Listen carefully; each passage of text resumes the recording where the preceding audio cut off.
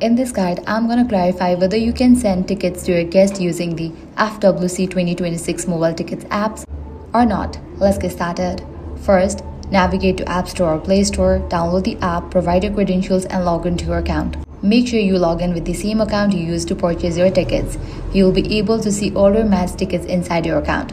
From there, many tickets will have transfer or send to guest option, which lets you assign a ticket to another person by entering the details like name, email, or their own FIFA ID.